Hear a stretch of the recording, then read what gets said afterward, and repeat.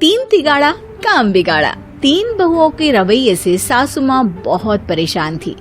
दरअसल बात ये थी कि तीनों बहुओं में किसी बात को लेकर अनबन हो गई थी। तब से ही तीनों एक दूसरे से मुंह फुलाए रहती थी।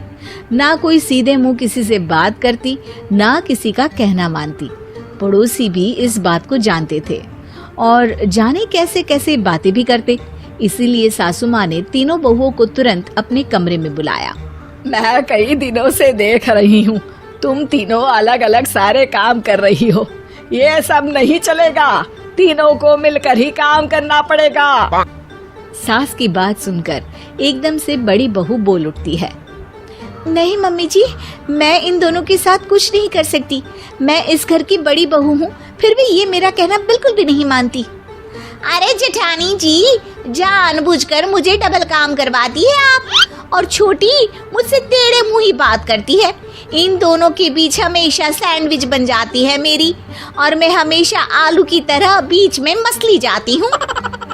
मम्मी जी, इन दोनों को लगता है कि मैं छोटी हूँ तो इनके पैरों तले दब जाऊंगी, लेकिन नहीं, मेरा भी उतना ही अधिकार है जितना इन दोनों का है।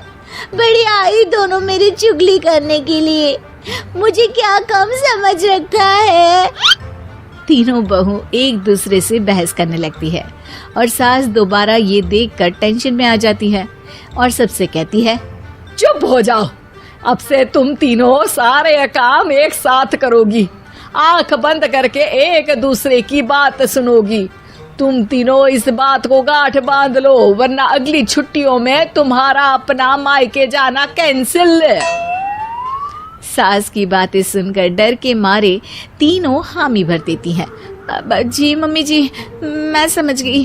हाँ मम्मी जी, जैसा आप कहें। आप जो कहेंगी मैं वही करूंगी। तीनों बहू सास की बात को गांठ बांध लेती है और वादा करती है कि अब से सारे काम वो तीनों एक साथ मिलकर ही करेंगी। ये सब देखकर सास खुश हो जाती है और वहाँ से चली जाती है। नीचे जाकर वो देखती है कि घर में शर्मा जी आए हुए होते हैं। सास जोर से आवाज लगाकर कहती है, अरे बहू, जरा चाय बनाकर तो लाना, शर्मा जी आए हैं। सास की बात सुनकर तीनों बहू तुरंत किचन की ओर भागती है और चाय बनाना शुरू कर देती है। मुझे तो एकदम मसाले वाली कड़क चाय पसंद है, तो हम शर्मा जी के लिए मसाले वाली चाय ही बनाएंगे। अरे नहीं दीदी, गर्मी के मौसम में मसाला चाय कौन पीता है? मैं तो शर्मा जी के लिए इलायची वाली चाय ही बनाऊंगी। ये कैसी बात कर रही हैं आप दोनों? मेरी मम्मी ने सिखाया है कि मेहमान को ज्यादा दूध और शक्कर वाली चाय देनी चाहिए, वरना वो घर वालों को कंजूस समझते हैं। तो मैं तो शर्मा जी को ऐसी ही चाय दूंगी।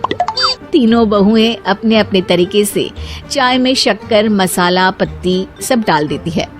उबलने के बाद तीनों मिलकर चाय बाहर लेकर जाती है और शर्मा जी और सासू माँ को देती हैं।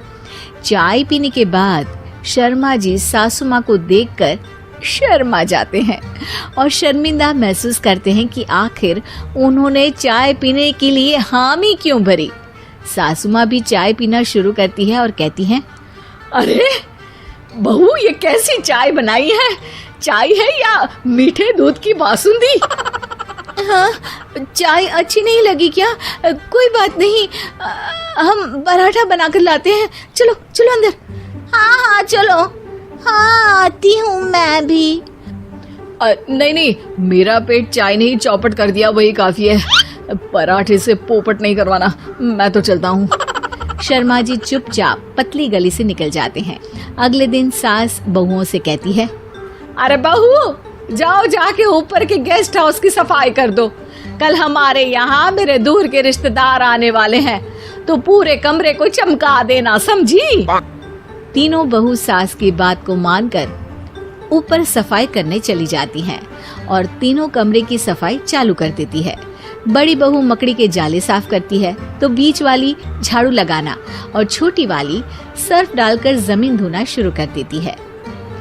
अरे दीदी, जेठानी जी, अभी मैंने पूरी फर्श धोई और आप फिर से धूल नीचे गिरा रही हैं। और मछली जेठानी जी, आप बिना झाड़ू की धूल यहाँ छटक रही हैं। अरे तीनों को साफ करना है, एक साथ सफाई करते हैं ना। अरे वही तो, हम साथ साथ हैं, घर साफ साफ है। तीनों बहू ऐसे ही काम में उलझ जाती है और 2 घंटे तक एक ही कमरे की सफाई करती रहती है। बहुत देर से अपनी बहुओं को ना देखने के कारण सास ऊपर कमरे में उन्हें देखने जाती है, लेकिन कमरे में घुसती ही वो गीली फर्श पर फिसलने के कारण नीचे गिर जाती है। ओरी मोरी मैया, हड्डी मरोड़ के रख दी। आए मेरी तो कमर ही टूट गई रे। तीनों बहुएं सास को उठाती हैं और बिस्तर पर सुला देती है।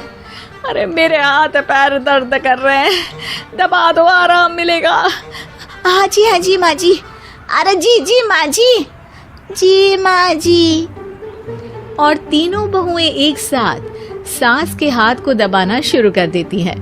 माँ की तो चीख ही निकल जाती है और नतीजा ये होता है कि सास के बचे हुए शरीर में भी दर्द उठ जाता है। हाय राम, ये क्या कर दिया तुम तीनों ने। अरे मेरी तो किस्मत ही फूटी है कि तुम जैसी बहुएं मुझे मिली। हे भगवान, पूरे शरीर में दर्द बढ़ गया है। अब तो पता नहीं कि चल भी पाऊंगी या नहीं। माफ करो, मुझे गलती हो गई मुझसे कि तुम तीनों को एक साथ काम करने के लिए बोला। सोचा था तीनों मिलके अच्छे से काम करेगी, लेकिन बड़े बुजुर्ग सही कहते थे कि 3 तिगाड़ा काम बिगाड़ा। तुम लोगों ने ये बात ना आज साबित करके दिखा दी। तुम तीनों को तो समझाना यानी मानो भैंस के आगे बीन बजाना है। तुम्हें अकेले अकेले काम करना है ना, तो अब से तुम अकेले ही अपना अपना काम करो। तीनों बहुएं वहाँ से जाने लगती है। अरे कहाँ जा रही हो? आप ही ने तो कहा कि अपना अपना काम करो, तो मुझे मुल्तानी मिट्टी लगानी है। अरे मुझे भी तो नेल पॉलिश लगानी है। मुझे ना मेहंदी लगानी है। सास अपना सर पीट लेती है और कहती है, अरे मुझे भी लगाना है कुछ। क्या माँ जी? क्या माँ जी? क्या माँ जी? तुम्हारे घर वालों को फोन तुम्हारी